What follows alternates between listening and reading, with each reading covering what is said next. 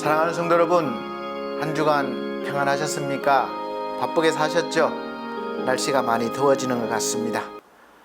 이번 주 호국의 달 두 번째 주일로 하나님 앞에 영광을 돌려드리도록 하겠습니다.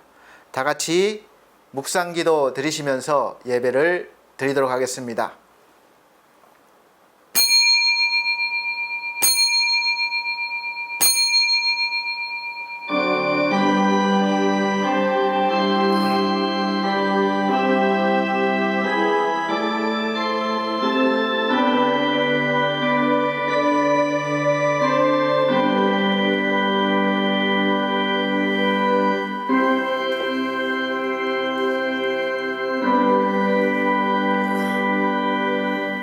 나를 훈계하신 여호와를 송축할지라.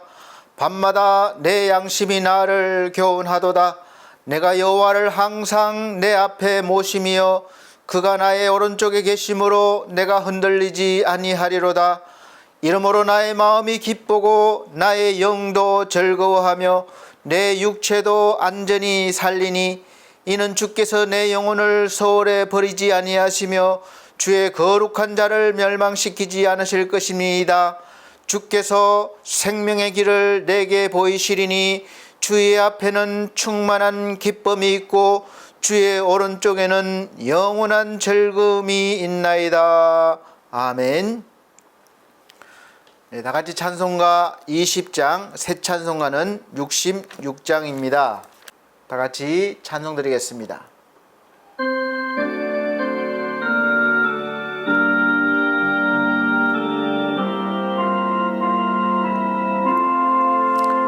다 감사드레세 온 마음을 주께 바쳐 그 섭내 놀라워 온 세상 기뻐하네. 예부터 주신 복 한없는 그 사랑 선물로 주시네. 이제와 영원히 사랑의 하나님 언제나 함께 계셔.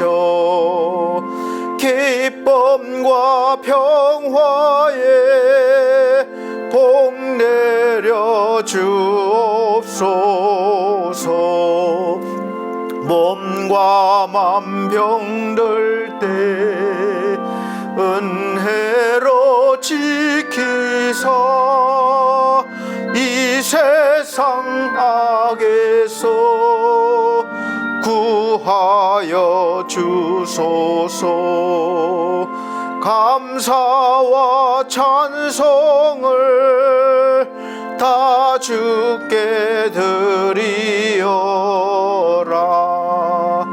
저 높은 곳에서 다스리시는 주님, 영원한 하나님 다 경배하여라. 전에도 이제도 장래도 영원히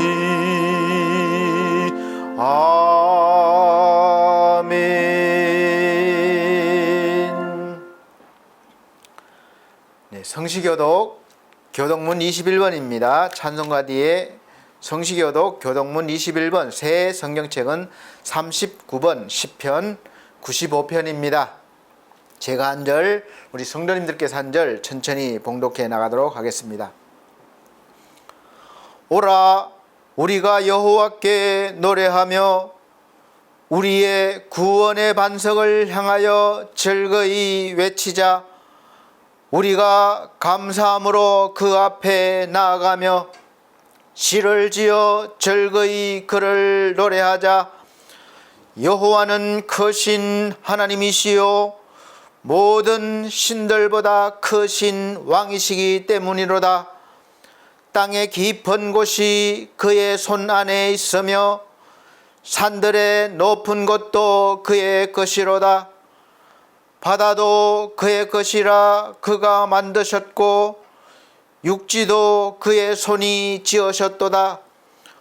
오라, 우리가 굽혀 경배하며 우리를 지으신 여호와 앞에 무릎을 꿇자. 다 같이 그는 우리의 하나님이시요 우리는 그가 기르시는 백성이며 그의 손이 돌보시는 양이기 때문이라.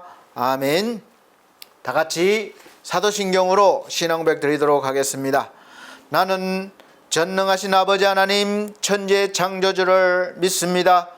나는 그의 유일하신 아들 우리 주 예수 그리스도를 믿습니다. 그는 성령으로 잉태되어 동정녀 마리아에게 나시고 본디오 빌라도에게 고난을 받아 십자가에 못 박혀 죽으시고 장사된 지 사흘 만에 죽은 자 가운데서 다시 살아나셨으며 하늘에 오르시어 전능하신 아버지 하나님 우편에 앉아 계시다가 거기로부터 살아있는 자와 죽은 자를 심판하러 오십니다.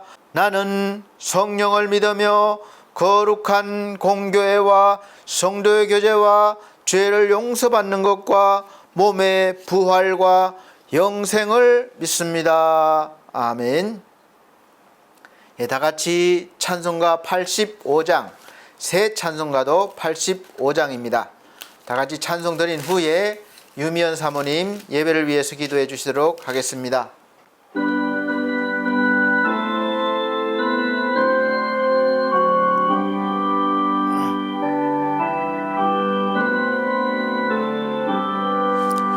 구주를 생각만 해도 이렇게 좋거든. 주 얼굴 배울 때에야 얼마나 좋으랴.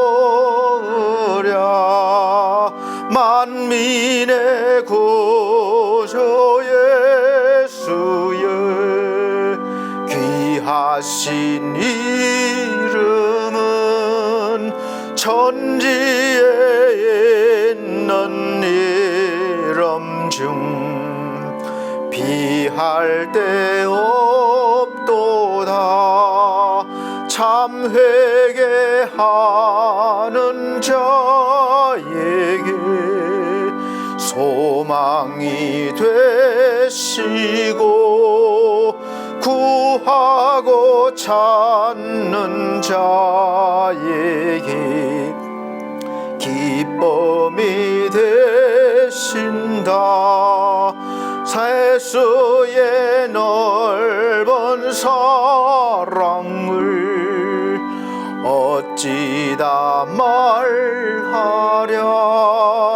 주 사랑 받은 사람만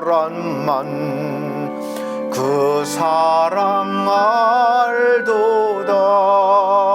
사랑의 구주 예수여 내 기쁨 되시고 이제로부터 영원히 영광이 되소서. 아멘.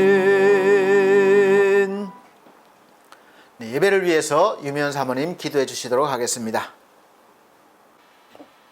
해마다 6월이면 우리나라 대한민국을 지켰던 호국의 달을 기립니다. 희생이 없는 자유는 없듯이 우리의 주님의 고귀한 피로 우리의 죄사함을 받고 하나님의 나라에 들어가는 은혜로 입은 것처럼 오늘 우리나라 대한민국이 누리는 자유와 행복이 우리의 선조들의 고귀한 피와 땀 그리고 희생임을 감사드립니다.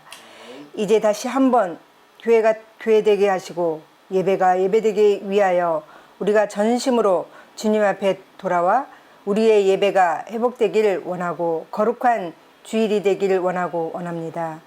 반석교회가 성령의 바람, 전도의 물결이 흘러 영적 침체 속에 있는 성도들을 깨우게 하시고 하나님의 모든 말씀으로 사는 것임을 알게 하여 주시옵소서. 우리의 심령에서 하나님 앞에 예배자로 부흥과 전도의 영을 열어주시어서 이 마지막 때에 추수하는 일꾼들이 일어나게 하옵소서. 이 시간 담임 목사님, 권두영 목사님을 통해 말씀을 듣습니다.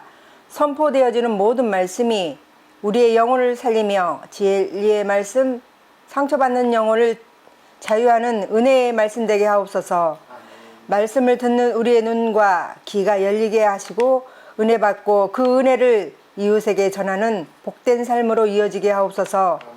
엘피스 제가와 홈케어 위에 함께하사 지경을 넓혀주시어 영혼을 사랑하며 섬기는 귀한 사업장이 되어질 수 있도록 인도하시고 사업장을 도와서 열심히 섬기는 손길을 기억하시고 축복의 통로로 복의 복을 더하여 주시옵소서.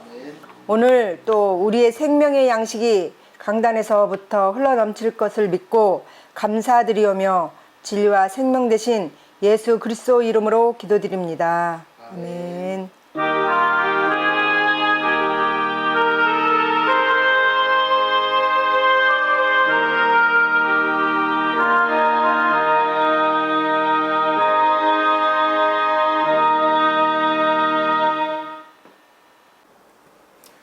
네, 감사합니다.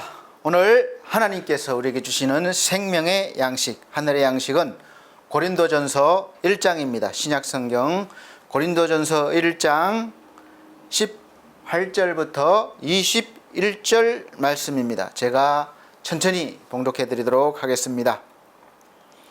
십자가의 도가 멸망하는 자들에게는 미련한 것이요 구원을 얻는 우리에게는 하나님의 능력이라. 기록된 바 내가 지혜 있는 자들의 지혜를 멸하고 총명한 자들의 총명을 폐하리라 하셨으니 지혜 있는 자가 어디 있느뇨 선비가 어디 있느뇨 이 세대의 변사가 어디 있느뇨 하나님께서 이 세상의 지혜를 미련케 하신 것이 아니뇨 하나님의 지혜에 있어서는 이 세상이 자기 지혜로 하나님을 알지 못하는 고로 하나님께서 전도에 미련한 것으로 믿는 자들을 구원하시기를 기뻐하셨도다. 아멘.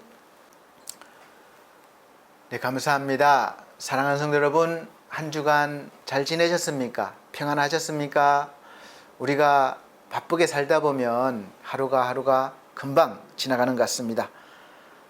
그럼에도 하나님을 잊지 않으시고 이 자리에 함께 나오셔서 감사드리고 모든 은혜를 주신 하나님께 감사와 찬송을 올려드립니다. 이 시간 하나님께서 예배를 드리는 모든 분들에게 충만한 은혜 내려주시기를 예수 그리스도 이름으로 먼저 축복드립니다. 오늘 말씀 선포의 제목은 행복의 비밀 그럼에도 불구하고 라는 제목으로 말씀을 선포하도록 하겠습니다. 비밀은 아주 가까운 사람이나 극소수만이 알고 있는 그런 일입니다. 그런 소식이죠. 누구나 다 알면 더 이상 비밀이 아니게 되는 것입니다. 우리가 입이 가벼운 친구에게 꼭 너만 알고 있어야 돼. 그렇게 비밀을 말했는데 사실 좀 있으면 금방 동네방네 소문이 나게 됩니다. 그러면 더 이상 비밀이 아니죠. 그리고 제일 친하다고 생각한 친구에게 또 사람에게 비밀을 말했는데 또 상대편은 제일 친한 친구가 내가 아닐 수도 있는 거죠. 그래서 자기가 생각하는 제일 믿을만하고 친한 친구에게 또 사람에게 너만 알고 있어 이렇게 하다 보니까 그 비밀이 자꾸 이렇게 퍼지게 되고 다 알게 되는 것입니다. 6월달은 호국의 달이라 했는데 사실 다른 어느 때보다도 나라와 민족을 더 생각하게 됩니다.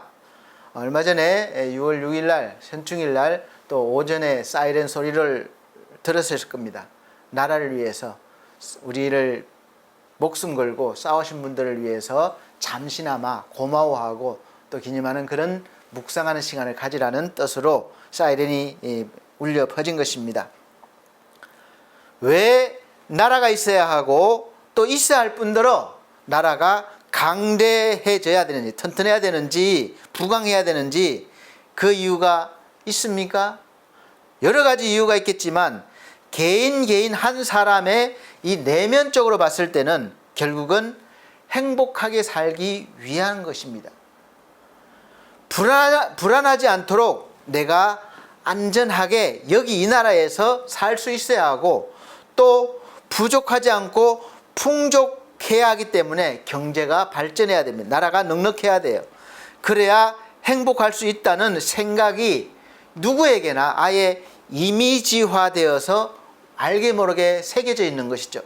행복하면 안전하고 많이 가질 수 있는 그런 상태가 되었을 때라고 생각을 합니다. 그래서 그런 조건이 성립되지 않으면 늘 불만이고 불안하게 살기 때문에 행복하지 않은 거예요. 그래서 대체적으로 불행하다고 생각하는 것입니다. 그래서 더 좋은 나라, 그런 조건이 있는 나라로 이민을 가려고 하는 것이죠. 그럼 나라가 아주 강대국이 되어서 안전하게 살게 되고, 또 경제가 발전해서 풍족하게 되면 우리가 정말 만족하고 행복하게 될까요? 역사적으로나 또 현실적으로 볼 때 그건 아니라는 사실을 우리는 곰곰이 생각해 보면 다 알 수가 있습니다.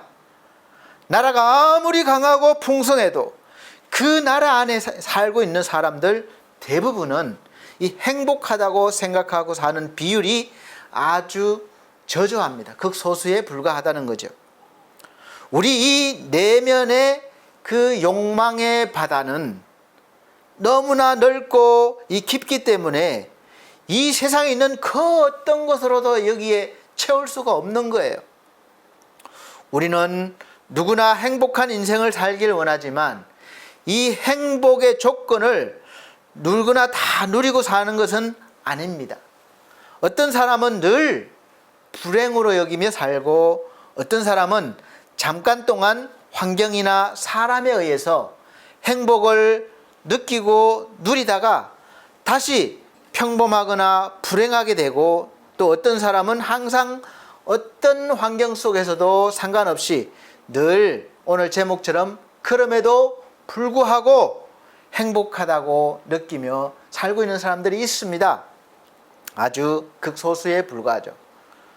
그리고 이렇게 늘 행복하게 사는 사람들은 극소수에 불과하고 그 비밀이 있습니다. 사랑하는 우리 반석교회 성도 여러분, 행복하십니까? 또 행복하게 사시고 싶지 않습니까? 하나님을 나름대로 믿고 산다는 우리 신자들도 늘 살아가면서 닥쳐오는 어떤 환경적인 어려움 속에서, 또 여러 가지 어려움 속에서 힘들어하며 불행하다고 생각하며 살고 있는 경우가 상당히 많습니다. 성경에서 나오는 믿음의 사람들이 많은 고난 속에서도 주를 바라보며 영광스럽게 살아간 그런 이야기들은 그야말로 특별한 믿음을 가진 사람들만의 것으로 여기고 있고, 또 막연히 그런 믿음의 사람이 되기를 우리가 소망하면서 기도하면서 실제 생활에서는 우리가 하나님을 믿고 행복하게 살지 못하는 경우가 많이 있습니다. 그냥 선망의 대상일 뿐이에요. 믿음의 대상일 뿐이에요. 거기에 도달하지 못하는 것입니다. 우리가 이 대한민국이, 이 나라가 부강하게 되고 또 풍족해지면 행복할 줄 알았는데, 또 그 한 걸음 더 나아가서 우리가 하나님을 믿고 신앙생활하면 행복할 줄 알았는데 왜 우리는 행복하지 못할까? 한번 이런 생각이 드신다면 오늘 설교 말씀을 잘 들어보시길 바랍니다. 우리가 그렇게 바라고 원하는 행복한 삶을 살 수 있을까 했을 때는 결국은 우리가 행복이라는 조건을 생각할 때, 이미지를 생각할 때는 이 내면이 아니라 외부에서 뭔가가 조건이 채워져야 행복한 거예요. 그러니까 내가 행복한 삶을 살아야 되는 이유가 바로 어떤 조건이 채워졌을 때라는 거죠. 그러면 반대로 생각할 때 나의 내면의 이 세계가 행복의 조건으로 생각하는 것들이 바뀌어야 한다는 결론이 나오게 됩니다. 그렇지 않습니까? 이 내면의 세계를 바꾸는 비결이 바로 우리가 늘 가까이 대하고 있는 성경이 그 답을 제시하고 있습니다. 이 비결은 바로 하나님의 말씀이고, 하나님의 말씀은 비밀로 되어 있기 때문에 이 비밀의 열쇠를 가지고 있는 사람만이 들려지게 되는 것이고, 깨닫는 것이고, 은혜를 받고 행복을 알게 되고 행복하게 살게 되는 것입니다. 그리고 이 비밀의 그런 분량이 너무나 크고 많기 때문에 어느 시대에서나 다 아는 사람이 없었고 앞으로도 없을 것입니다. 성경을 다 안다는 사람은 거짓말이에요. 하나님이 그 시대에 맞춰서 열어주시기도 하시고 닫기도 하시기 때문에 그렇습니다. 계시기 때문에 그래요. 믿음의 분량에 따라서 다 다르게 알 수 있고 그 혜택을 받고 누릴 수 있습니다. 그래서 먼저 더 많이 비밀을 알게 된 사람들이 아직도 모르는 사람들에게 이 전도의 방법으로 알려드리고 있는 거예요. 오늘 말씀처럼. 그런데 이 전도의 방법이 비밀을 모르는 사람들에게는 아주 미련하게 보이기 때문에 무시하거나 거부하는 경우가 많은 것입니다. 바라고 소망하는 것을 이 눈에 보여지고 손에 이 만져지는 것으로 이렇게 해드려야 되는데 그냥 말로 하기 때문에 또 이 전하는 말이 때로는 도저히 상식적이거나 현실적이지 않을 때가 많기 때문이기도 합니다. 말도 안 되는 소리라는 거예요. 그래서 이 행복의 비밀은 이 세상에서의 지식과 지혜로는 알 수가 없다고 말씀하신 것입니다. 오늘 본문의 말씀을 보면 하나님께서 지혜 있는 자들의 지혜를 멸하고 총명한 자들의 총명을 폐하신다고 하셨고 이 세상의 지혜를 미련케 하셨다는 거예요. 눈을 가렸다는 것입니다. 그리고 이 비밀을 알지 못하는 사람들이 미련하다고 생각하는 전도의 방법으로만 알게 하셨고 그 전도를 통해서 비밀을 알고 믿는 자들을 구원하시기를 기뻐하신다는 것입니다. 그래서 많은 사람들이 아니라 아주 극소수가 되는 겁니다. 우리가 하나님에 대해서 듣게 되고 하나님의 말씀을 들을 때 누구나 다 알고 은혜를 받는 것이 아니라 사실 극소수만이 믿게 되고 은혜를 받는다는 것입니다. 지금까지 똑같은 장소에서 똑같은 시간에 똑같은 말씀을 들어도 어떤 사람은 감동으로 깨닫고 영적인 비밀을 깨닫게 되어서 하나님의 은혜를 누리게 되고 또 어떤 사람은 10년을 다니고 20년을 다녔는데도 여전히 비밀로 남아 있어서 오늘도 그냥 반복되는 종교 생활만 하고 있을 수 있습니다. 여러분은 어디에 속하십니까? 이 하나님의 은혜는 비밀을 넘어서서 신비라고 할 수밖에 없습니다. 우리 인간의 지식이나 경험을 초월하시기 때문에 그래요. 나라가 부강해지면 또 일찍 죽지 않고 오래 살면 어제보다 오늘 더 많이 가지고 성과가 있으면 행복할 줄 알았는데 그 행복한 순간도 잠깐이고 그냥 맛만 보고 배부르지가 않는 거예요. 또 갈급한 겁니다. 그런 행복은 내가 바라는 행복이 아니라 그림자요 가짜라는 것입니다. 하늘에 있는 악한 영들은 언제나 그 가짜 행복을 가지고 우리에게 주려고 하고 주기도 하면서 우리를 그 가짜 행복 속에 가두어 놓고 이미지화 시켜놓고 하나님과 멀어지게 해서 결국 멸망의 길로 우리를 이끄는 것입니다. 사랑하는 성도 여러분, 진짜 행복하고 싶습니까? 그럼 오늘 말씀을 잘 들으시고 이 비밀을 알고 깨달아서 이제부터 행복하게 사시기를 예수 그리스도 이름으로 축복합니다. 80대 20의 법칙이 있습니다. 100년 전에 이탈리아의 경제학자 파레토에 의해서 이게 만들어졌는데 이 법칙은 우연히 개미를 보다가 만들어진 법칙이라고 그래요. 이 학자가 우연히 개미 집단을 보다가 이 개미가 엄청 많잖아요. 수없이 왔다 갔다 하는데 이 개미가 전부 일하고 있는 것 같은데 사실 자세히 보면 그 중에 20% 정도만 열심히 일한다는 겁니다. 나머지도 바쁘게 왔다 갔다 하는데 실제로 필요한 일을 하는 것은 20% 정도만 일해서 이 전체가 살아간다는 거예요.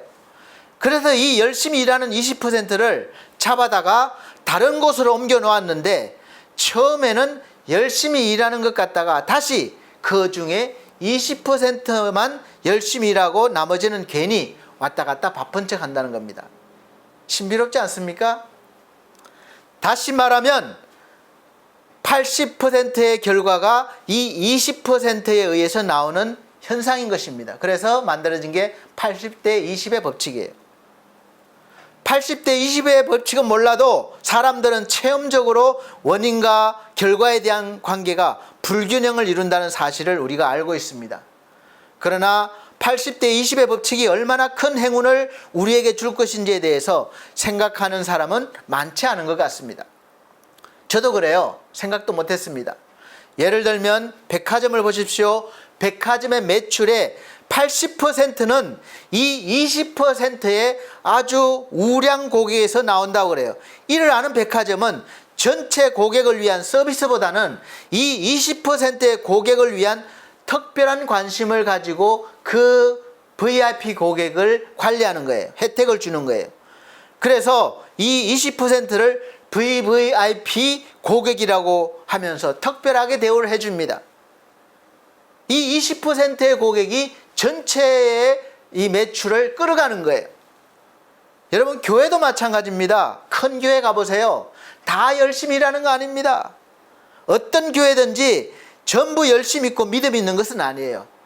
20% 정도의 신자들에 의해서 이 80% 정도의 결과가 나옵니다. 그러니까 교회는 그런데 교회는 성장합니다.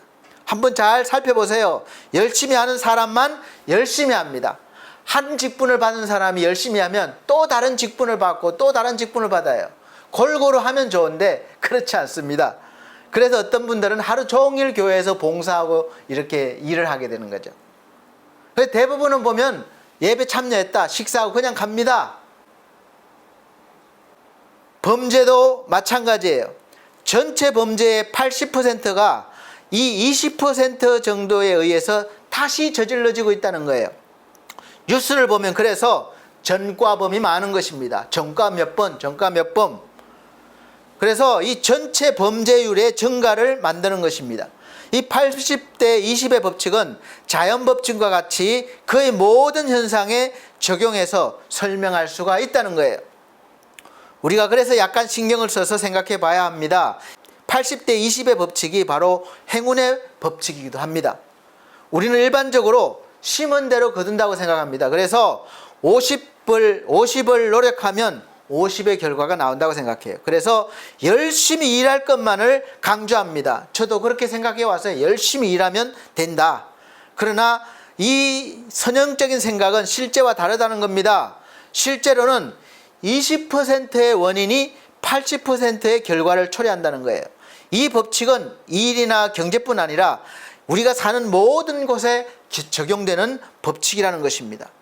그래서 이 80대 20의 법칙은 IBM 회사를 세계적인 기업으로 만드는데 성공했다고 합니다. 이 IBM이라는 회사는 컴퓨터 하드웨어와 소프트웨어를 생산하고 판매하고 컨설팅하는 그런 회사예요. 세계적인 기업입니다. 그래서 이 IBM은 컴퓨터 총 사용 시간의 80%가 전 운영 코드 가운데, 저는 컴퓨터에 대해 잘 모르지만 그렇게 쓰여 있어요. 가운데 20% 실행에 쓰인다는 점을 발견해서 사용자들이 가장 많이 사용하는 20%의 운영 코드를 쉽고 편하게 사용할 수 있는 운영 소프트웨어를 개발해서 대성공을 거두었다고 합니다. 그래서 이 회사가 지금 그렇게 성장한 거예요. 이 법칙은 우리 삶에도 숨어 있다는 겁니다. 여러분이 행한 노력들 중 20%가 지금의 결과 80%의 결과를 만들고 있다는 거예요. 오늘 여러분이 노력한 20%가 여러분이 얻은 결과의 80%가 될 것입니다. 효과적인 20%의 요소를 찾아내고 개발하고 이 80%에 해당하는 좀 덜 쓸모있고 아니면 쓸모없는 대다수는 줄여나가는 지혜를 얻는다면 이 법칙이야말로 이 아주 희망적인 법칙이 될 것입니다. 제가 주위에 자주 오는 목사님 좀 집중해서 하세요. 제가 많은 일들을 하다 보니까 집중할 수 있는 게 별로 이렇게 못하고 있어요. 그래서 일은 많이 하는데 효과가 별로 없는 것 같아요. 여기서 제가 좀 깨달았습니다. 그래서 집중적으로 하는 걸 가져야 되겠다. 이렇게 설교를 준비하면서 생각하게 됐습니다. 어쨌든 자기만의 인생길을 찾아서 열심히 살고자 하는 사람이 대략 20% 정도라는 것입니다. 그런데 이 감사 생활에서도 마찬가지예요. 그런데 감사 생활의 퍼센트는 더 떨어집니다. 80대 20이 아니라 90대 10이라는 사실이 우리가 성경 말씀에 보면 있어요. 누가복음 11장 29절 말씀에 보면 예수님이 사마리아와 갈릴리 사이를 지나가시다가 나병 환자 10명을 만났습니다. 그래서 오지 못하고 멀리서 예수여 우리를 불쌍히 여겨 주십시오 소리치는 거예요. 고쳐달라는 거죠. 그래서 예수님이 오셔서 안수를 해준다는지 뭘 해주셔야 되는데 말씀만 해주는 거예요. 그냥 나았다가 아니라 제사장에게 보이라 이렇게 말씀하십니다. 그때 당시에는 나병 환자들은 성 안에 살지 못하고 성 밖으로 쫓겨서 사람들이 없는 곳에 살아야 했습니다. 사람들이 있는 곳에 가지를 못해요. 그러니까 얼마나 힘들겠습니까? 이 나병이 다 나았는지를 제사장이 보고 판정을 해줘야 되는 거죠. 결정을 해줘야 다시 성 안으로 들어올 수 있었습니다. 그래서 예수님이 이렇게 제사장에게 보이라 이렇게 말씀하신 거예요. 근데 실제로 낫지도 않은 상태에서 갔다가 맞아 죽을 수도 있잖아요. 그런데 예수님의 말씀을 듣고 갔습니다. 이 나병 환자들이 가는 중에 깨끗이 나은 거예요. 할렐루야. 신비하지 않습니까? 놀라운 일이 난 것입니다. 오늘도 마찬가지예요. 여러분들이 말씀을 믿으면 우리가 뭘 하는 중에 꼭 안수를 받지 않고 뭘 하지 않아도 말씀을 믿으면 하나님께서 이렇게 역사하시는 것입니다. 그래서 다 고침을 받았어요. 10명이 다 고침을 받았는데 나중에 보니까 돌아와서 예수님에게 감사한 사람은 한 명이었습니다. 그것도 사마리아 사람만이 예수님께 돌아와서 감사를 했습니다. 그래서 예수님께서 말씀하십니다. 10사람이 다 깨끗함을 받지 않았느냐? 그 9은 어디 있느냐? 이 이방인 외에는 하나님께 영광을 돌리러 온 자가 없더냐? 여러분 보세요. 이처럼 감사하는 사람은 10사람 중에 한 사람에 불과했습니다. 감사하는 사람은 10%에 불과하다는 말입니다. 90대 10에 여러분 어디에 속해 있습니까? 10에 속해 있습니까? 하나님께서 감사할 조건을 너무나 많이 주셨는데 우리는 늘 감사하지 않습니다. 늘 불만이에요. 나머지 9은 어디 있느냐 이렇게 물으십니다. 내가 그 중에 9이 될 수도 있다는 거예요. 오늘 말씀을 듣고 우리 반석교회 성도님들은 이 10%에 속하시는 감사하는 사람이 되시기를 예수 그리스도로 축복합니다. 네. 감사는 이 생각에서 시작됩니다. 단순히 느끼는 고마운 감정이 아니라 그 일에 대해서 깊이 생각하고 마음에 기억하며 고마움을 표현하는 의지적인 행위예요. 우리는 단지 고마운 감정으로 끝나는 경우가 많은데 고맙다, 고맙습니다. 그리고 잊어버립니다. 그건 감사가 아닙니다. 그래서 행복하게 사는 비결은 바로 여기에 모든 것이 포함되어 있는데 첫째는 생각하는 것, think, 생각하는 것입니다. 지난 삶에 대해서 하나님께서 베풀어 주신 것에 대해서 깊이 생각하는 거예요. 아, 하나님께서 나에게 이런 은혜를 주셨지, 이런 은혜를 베풀어 주셨구나. 깊이 생각하는 것입니다. 또 사람 간에도 마찬가지예요. 아, 저분이 나에게 이런 도움을 주셨지, 이런 은혜를 주셨지 생각하는 것입니다. 그 다음에 거기에서 끝나는 것이 아니라, 잊어버리는 것이 아니라 기억하고 되새기는 거예요. 리멤버라고 그러죠. 기억하는 것입니다. 고마움을 잊지 않고 계속해서 마음에 새겨서 기억하는 것, 헤아려 보는 것입니다. 아, 이런 일도 있었지, 저런 은혜도 있었지, 저런 것도 있었구나, 이렇게 고마움을 잊지 않고 계속 마음에 새겨 기억하는 것입니다. 하나님께서도 하나님의 말씀과 은혜를 잊어버리는 이스라엘 백성들에게, 이 백성들을 향하여 계속해서 나를 기억하라, 내가 행한 일을 기억하라, 이렇게 말씀하고 계십니다. 잊지 말라는 거예요. 되새기라는 거예요. 오늘 우리에게 하시는 말씀이기도 합니다. 기억하는 것, 이것이 감사에 포함되는 것입니다. 그리고 거기에서 그치면 안 됩니다. 그 다음 마지막 제일 중요한 것이 남아 있습니다. 행동하는 겁니다. 움직이는 것입니다. 액션입니다. 실제로 하나님께 말과 예물로 고마움을 표현하는 거예요. 이 액션의 대표적인 예가 바로 예배라는 행위입니다.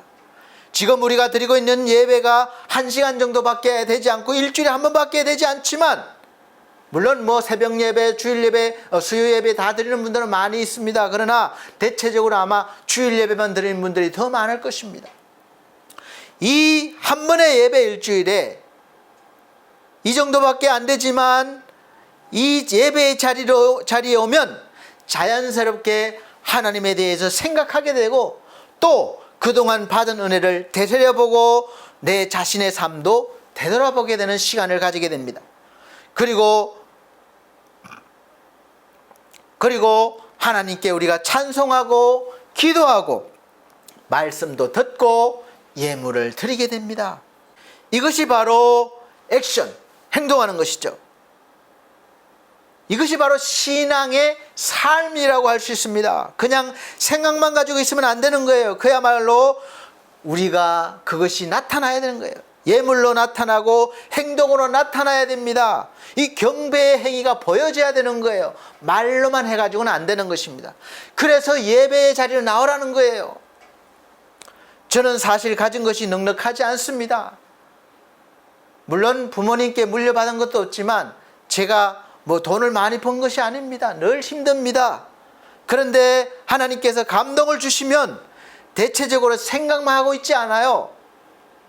그래서 바로바로 행동으로 옮길 때가 많습니다. 경험상 제가 생각하고 이렇게 계산을 하면 그 감동이 사라지게 되고 못하게 될 때가 대부분입니다. 그래서 아예 못하게 되는 거예요.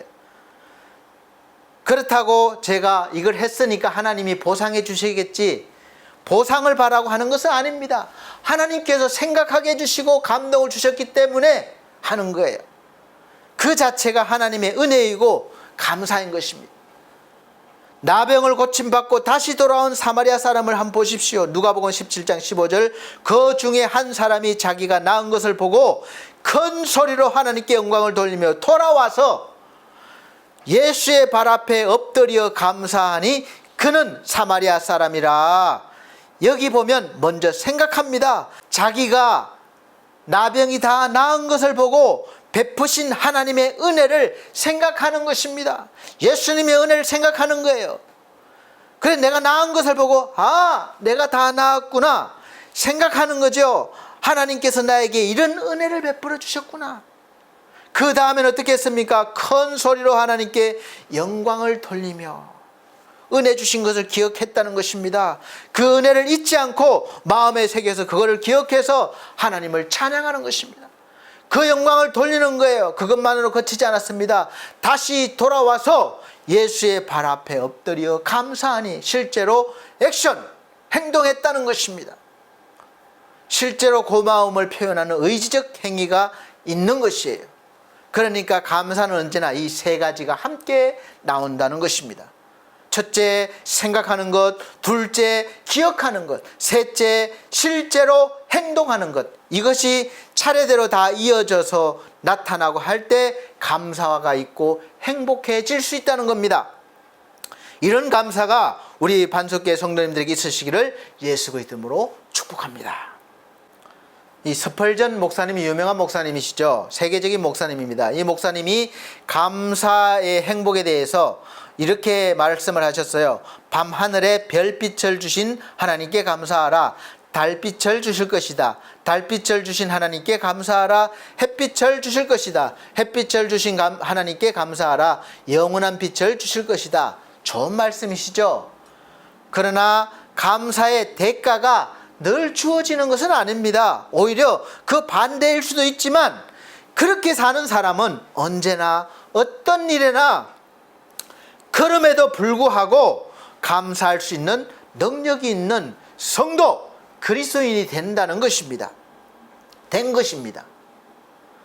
내가 지금 그럼에도 불구하고, 이름에도 불구하고, 이런 처지에도 불구하고 하나님께 감사하고 삶 가운데 행복을 느끼고 하나님께 영광을 돌릴 수 있는 것입니다.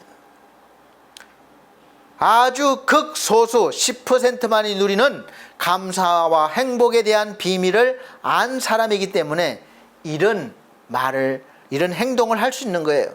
행복의 비밀, 이 비밀은 외부에서 어떤 것이 주어졌을 때, 원하는 것을 얻었을 때 또 다른 무엇이 오면 행복이 오는 것이 아니라 나의 이 내면에서부터 먼저 하나님을 생각하고 하나님의 은혜를 기억하고 되새기면, 그리고 행동하면 오히려 나의 이 내면에서부터 행복이 만들어지고 또 만들어가서 행복한 삶을 사는 그런 믿음의 사람이 된다는 것입니다. 이것이 바로 성경이 말하는 행복한 삶의 비결이에요. 근데 우리는 외부를 자꾸 뭔가 오기를 바라잖아요. 그래서 우상이 생기는 것이고 하나님을 떠나는 것입니다. 시편 100편 4절에는 감사함으로 그 문에 들어가며 찬송함으로 그의 궁정에 들어가서 그에게 감사하며 그의 이름을 송축할지어다. 송축이란 말은 기쁜 일을 기리고 축하한다는 거예요. 이런 고백을 날마다 하실 수 있으시기를 바랍니다. 우리가 드리는 예배는 감사로 시작하고 감사로 이어지고 감사로 충만해집니다. 예배에 감사가 없으면 예배가 아닙니다.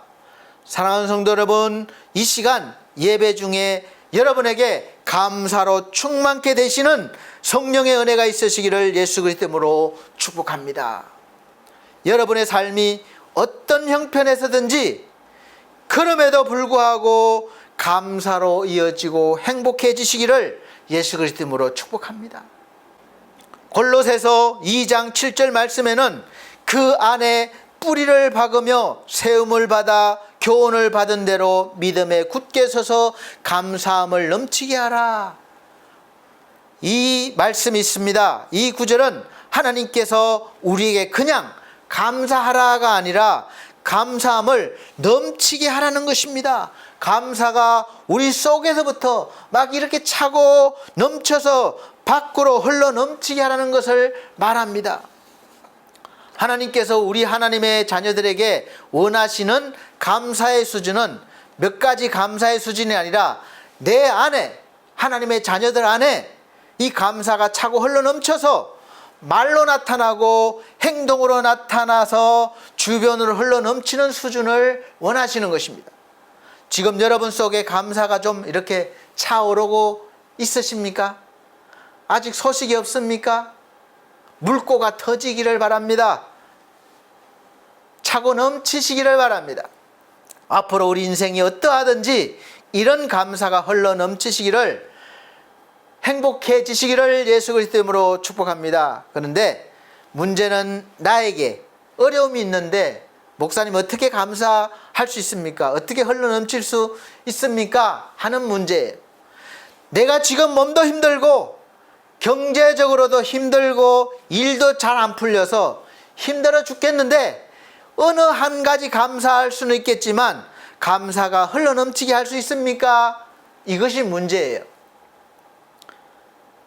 여기에 또 한 가지 중요한 행복의 비밀이 있습니다.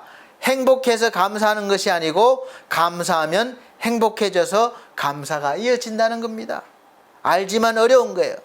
이 감사가 외부적으로 어떤 것이 주어지고 해결되어서도 그렇게 되겠지만 이 하나님으로 충만하면 감사가 나도 모르게 나오는 거예요. 그러니까 감사가 흘러 넘치게 하려면 먼저 하나님을 생각하고 기억하고 헤아리는 것입니다. 이 비밀을 제가 말씀드리고 있는 거예요. 오늘의 내 삶이 어렵고 힘들수록 그 어려움을 생각하는 사람들이 많습니다. 하루 종일 그 어려움만 생각해요. 그러지 말고 반대로 감사할 것을 의도적으로 생각하고 그걸 기억하고 헤아리는 것입니다. 바로 80대 20의 법칙을 기억하십시오. 긍정적이고 좋은 생각을 80, 어려운 일, 괴로운 일을 20으로 해야 합니다. 그런데 우리 대부분은 그 반대로 합니다. 좋지 않고 힘들고 어려운 일을 80에서 100, 하루 종일 밤에도 생각하느라 잠도 못 자고 괴로워하고 불행한 삶을 사는 거예요. 저도 그런 사람 중에 한 사람이었습니다. 그런데 우리 주위에 나보다 더 큰 어려움과 낙심 속에서도 감사할 일을 찾아서 하나님 앞에 감사하며 사는 분들이 얼마나 많은지 모릅니다. 성경 속에 인물들만 있는 게 아닙니다. 제가 말로만 이렇게 알려드리는 것이 아닙니다. 저도 수시로 내 힘으로 해결할 수 없는 일들이 많기 때문에 좌절과 낙심과 고통이 몰아쳐와서 엄청난 스트레스를 받을 때가 많습니다. 아마 제가 하나님을 몰랐다면 제 입에서 매일 죽을 것 같다, 그런 힘들어 죽겠다, 이런 말을 입에 달고 살 겁니다. 그런데 이 목사라는 직분 때문에 뭐 성실히 기도하고 묵상하고 말씀을 많이 연구하고 이런 목사도 아니에요. 일하다 보니까 늘 바쁩니다. 그런데 설교를 해야 되니까 설교를 준비하다 보면 하나님의 은혜가 이 캄캄한데 작은 창문 틈으로 빛이 비치듯이 아주 작지만 분명하게 빛이 보이고, 또 빛이 보이니까 하나님의 은혜를 생각하고 감동받고 기억하고, 그러니까 감사가 나오고, 그런데 지금까지 이렇게 왔습니다. 그래서 되돌아보면 그럼에도 불구하고 감사한 게 더 많습니다. 불행하다고 생각하는 것보다 행복하다고 생각하고 사는 시간들, 삶이 훨씬 더 많아요. 이렇게 말씀드린다고 해도 날마다 행복한 거 아닙니다. 저도 죽을 것 같은 그런 순간들도 많습니다. 밤에 잠 못 잘 때도 많아요. 그런데 그런 시간들보다 제가 하나님 안에서 살다 보면 잠깐이지만 제 삶이 80% 정도는 감사와 행복이다, 이렇게 바뀐 것이죠. 그래서 그 삶 속에 이 영향이 나타나고 있는 거예요. 아마 저를 아는 분들은 제가 죽겠다 소리보다 감사하다 소리를 더 많이 들으셨을 겁니다.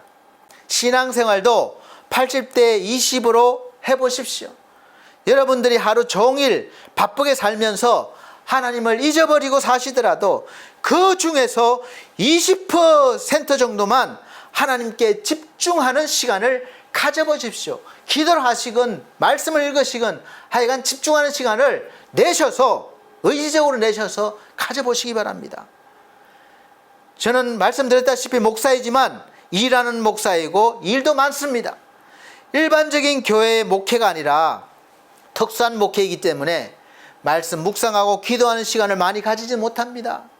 그런데 하나님께서 그런 삶, 그런 시간들 중에서 짧은 시간, 짧은 찰나의 순간에 감동을 주시고 은혜를 주셔서 이 목사의 사역을 감당할 수 있는 능력이 되는 것입니다. 뭐 잘나고 뛰어나진 않지만 그래도 그 20년이 다 돼 가는데 그 시간 동안 한 번도 그만둔 적이 없고 쉰 적이 없습니다. 그래서 늘 감사한 거죠. 제가 스스로 준비해서 하려면 단 한 번도 이 자리에 설 수가 없습니다. 그런 실력도 안 돼요. 그런데 그 짧은 20% 정도가 80%의 저의 삶을 주도해 나가는 겁니다. 그것도 세상적인 삶이 아니라 하나님의 영광을 위해서 일할 수 있는 시간을 만들어준다는 거예요. 여러분들도 신앙생활이나 하시는 사업이나 일에 20% 정도를 집중하는 시간을 가져보시면 지금보다도 훨씬 더 효율적이고 은혜로운 삶을 사실 수 있을 것입니다. 날마다 잘 못하셔도 돼요. 잘할 수 없으면 이틀이라도 한 번이라도 한번 해보십시오. 그러면 그 한 번, 그 이틀, 그 순간이 여러분의 나머지 삶을 주도하며 결과를 만들어 내게 하실 것입니다. 누가? 하나님께서. 믿으시길 바랍니다. 환경적으로나 가진 것을 봤을 때 우리는 여전히 어려움 속에 갇혀 있을 수 있습니다.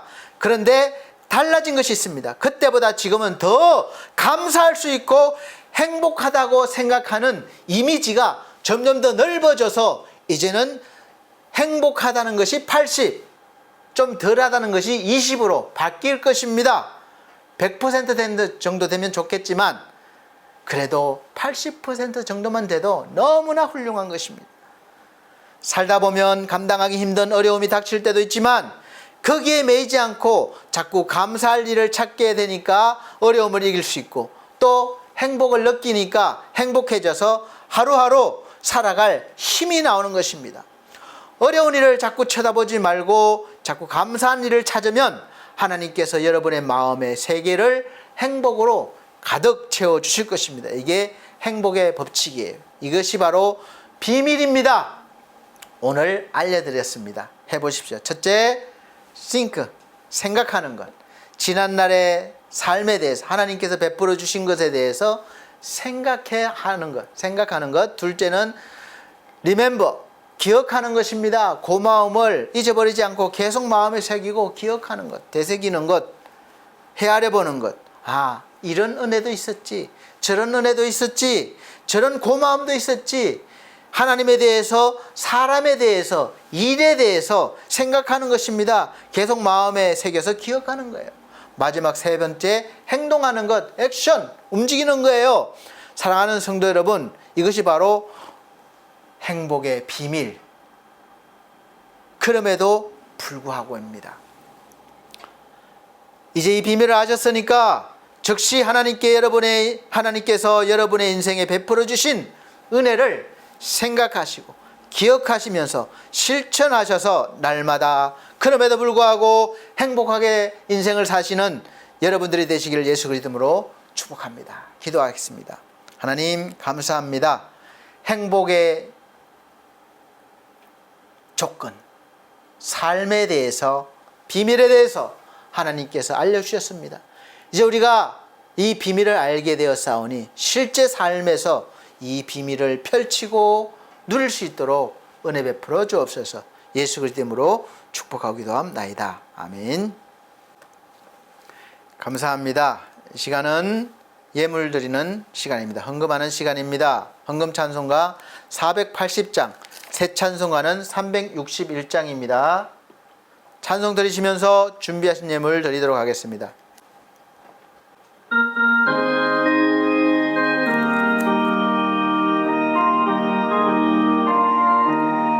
기도하는 이 시간 주께 무릎 꿇고 오래 구세주 앞에 다 나아가네. 믿음으로 나가면 주가 보살피사 크신 은혜를 주네. 거기 기쁨 있네. 기도 시간에 복을 주시네. 고난 내 마음속에 기쁨 충만하네. 기도하는 이 시간 주가 곁에 오사 인자하신 얼굴로 귀 기울이네. 우리 마음 비우고 주를 의지하면 크신 은혜를 주네. 거기 기쁨 있네. 기도 시간에 복을 주시네. 고난 내 마음속에 기쁨 충만하네. 기도하는 이 시간 주가 엎드려서 은밀하게 구할 때 곧 응답받네. 잘못된 것 알으면 적은히 여기사 크신 은혜를 주네. 거기 기쁨 있네. 기도 시간에 복을 주시네. 고난 내 마음속에 기쁨 충만하네. 기도하는 이 시간 주를 의지하고 크신 은혜 구하면 꼭 받으리라. 의지하는 마음에 근심 사라지고 크신 은혜를 주네. 거기 기쁨 있네. 기도 시간에 복을 주시네. 고난 내 마음속에 기쁨 충만하네.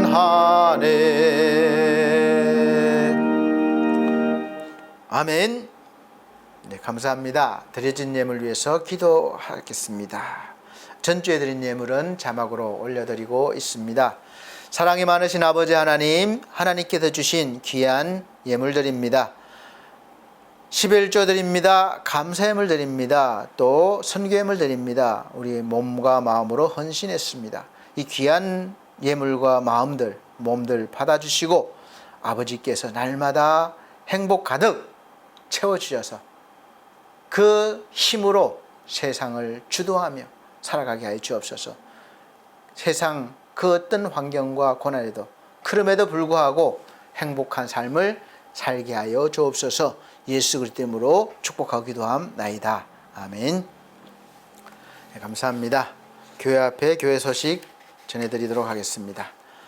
첫 번째는 우리 23년도 교회 표어는 하나님의 소원을 이루는 사람, 빌립보서 2장 5절 11절 말씀입니다.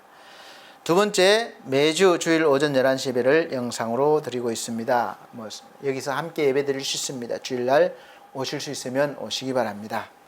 세 번째, 성도들의 가정과 직장과 사업을 위해서 기도해 주시고 우리 연약한 성도들 건강 회복과 믿음 회복을 위해서 기도해 주시길 바랍니다. 더불어 우리 반석 미디어 교회 홈페이지를 채워가야 됩니다. 그래서 일꾼이 필요합니다. 그리고 엘피스 제가복지센터 홈케어도 다 하나님의 영광을 위한 사업으로 연결이 되어 있습니다. 기도해 주시고 또 협력해 주시기를 바랍니다. 또 네 번째, 제가 늘 말씀드리지만 늘 푸른 요양원에 오후 예배를 인도하러 갑니다. 그래서 하나님께서 붙잡아 주시고 또 은혜 주셔야 합니다. 사실 요양원에 계신 분들은 대체적으로 마지막 순간이라고 생각하시고 또 그 생각들이 다 불행으로 가득 차 있습니다. 또 자녀들에 대한 또 원망과 또 집으로 가시고 싶어하는 그런 마음들, 아니면 또 아예 포기하셨거나 그런 분들 앞에 제가 어떤 말로 아무리 좋은 말로 그들 위로해드리고 이렇게 해드릴 수가 있겠습니까? 오직 하나님만이 하실 수 있는 일입니다. 그래서 더 좋은 조건이나 환경이 주어져도 또 거기 또 가도 사실 내면이 변하지 않으면 또 힘들고 어려운 문제가 있고 하기 때문에 행복하지가 않은 거죠. 그래서 어디 계시든 어떤 조건에서든 하나님이 들어오시면 비밀을 제가 알려드렸잖아요. 감사하고 행복한 그 시간이 될 수 있습니다. 그렇게 될 수 있도록 기도해 주시기 바랍니다. 다섯 번째, 나라와 민족을 위해서 기도해 주시기 바랍니다. 참으로 여러 가지 국제적인 상황에서 어려움 속에 있습니다. 또 환경적으로도 재앙에 가까운 일들이 많이 일어나고 있고 자연적인 재해도 많습니다. 이 모든 순간순간마다 우리가 더 하나님의 도움과 또 하나님을 의지할 수 있는 그런 믿음이 필요합니다. 그래서 구하고 믿으시길 바랍니다.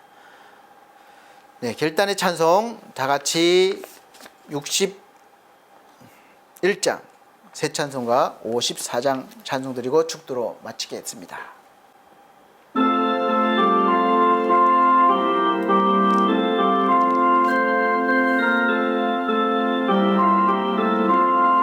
주여 복을 구하오니 편히 가게 하시고 사람마다 주 은혜로 예게도록 하시고 광야 같은 세상에서 항상 인도하소서. 주의 복된 말씀 듣고 무한 감사합니다. 구원받은 주의 성도 열매 맺게 하시며 하나님이 우리 함께 항상 계시옵소서. 아멘. 사랑이 많으신 우리 아버지 하나님, 인생 살아가면서 우리가 풍족한 애굽 땅에 산다고 행복한 것이 아니고 또 메마른 광야에 산다고 불행한 것이 아니라는 것을 말씀을 통해서 알게 되었고 깨닫게 되었습니다. 어디에 있든 하나님이 없기 때문에 불행한 것이고 어디에 있든 하나님이 함께 하시기 때문에 행복한 것임을 알게 되었습니다. 사랑하는 성도들, 무슨 일을 하든 어떤 고난이든 어떤 일이든 그럼에도 불구하고 그 중심에 하나님이 계심을 알고 깨닫게 하셔서 날마다 감사가 넘치고 행복한 삶을 살아 그 믿음으로 모든 인생을 주도해 나갈 수 있도록 도와주시고 역사하여 주시옵소서.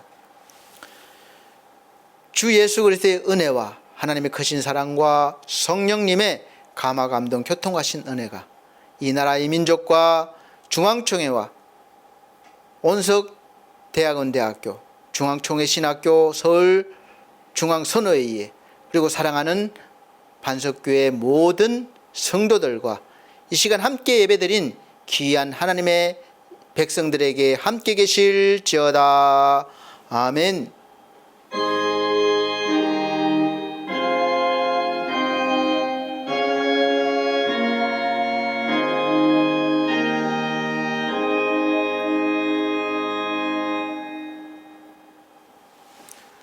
감사합니다. 하나님께 영광 돌립니다. 한 주간 행복하게 사시고 또 다음 주 건강한 모습 뵙겠습니다.